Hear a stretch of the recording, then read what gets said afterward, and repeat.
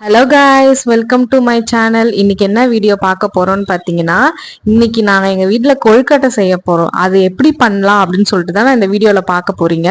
First அரிசி, பச்சை அரிசி நம்ம ஊற வச்சுக்கணும். ஊற வச்சுட்டு என்ன பண்ணணும்னா, ஒரு துணியில நம்ம விரிச்சுட்டு அதை காய வச்சுக்கணும். நல்லா காய வச்சுட்டு நிறையா இருந்ததுன்னா கடையில் கொடுத்து அரைச்சிக்கோங்க. அப்படி கம்மியாக இருந்ததுன்னா மிக்சிலேயே நம்ம அரைச்சிக்கலாம். நல்லா அரைச்சிட்டு இது எப்படி அரைச்சாலுமே கொஞ்சம் ஹார்டாக தான் இருக்கும். அதுக்கப்புறம் நம்ம அதை சலாடையில சலிச்சுக்கணும். சலிச்சு முடிச்சுட்டு என்ன பண்ணணும்னு பாத்தீங்கன்னா, அந்த சலிச்ச மாவு இருக்குல்ல, அந்த மாவு எடுத்து நம்ம இட்லி குண்டால வச்சு வேக வைக்கணும். வேக வச்சுட்டு ஒரு 10 to 20 மினிட்ஸ் நம்ம நல்லா வேக வச்சுட்டு அதை எடுத்து நம்ம ஒரு குண்டால இல்ல ஏதாச்சும் ஒரு பாத்திரத்துல போட்டுக்கணும்.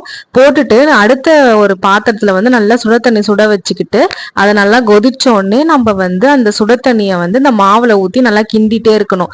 அந்த மாவு நல்லா பிடிக்கிற அளவு வந்துருச்சுன்னா அதை நம்ம தனியா எடுத்து வச்சுக்கிட்டு அதுக்கப்புறம் என்ன பண்ணணும்னா தீனி ரெடி பண்ணணும். அந்த கொழுக்கட்டை உள்ள வைக்கிறதுக்கு ஸ்டஃப் ரெடி பண்றதுக்கு நம்ம மலாட்டை நல்லா அதோட தோல்லாம் எடுத்துட்டு அது கூட வெல்லம் போட்டு நல்லா அரைச்சிக்கிட்டு அதை தனியா எடுத்து வச்சுட்டு என்ன பண்ணணும்னு பாத்தீங்கன்னா, ஒண்ணு நம்ம கையிலே பண்ணலாம். அப்படி இல்லைன்னா அதோட இது ஷேப்க்கு வரணும்னு சொல்றதுக்காக நம்ம கடையில விற்கும், அதை வாங்கி கூட நம்ம வச்சுக்கலாம்.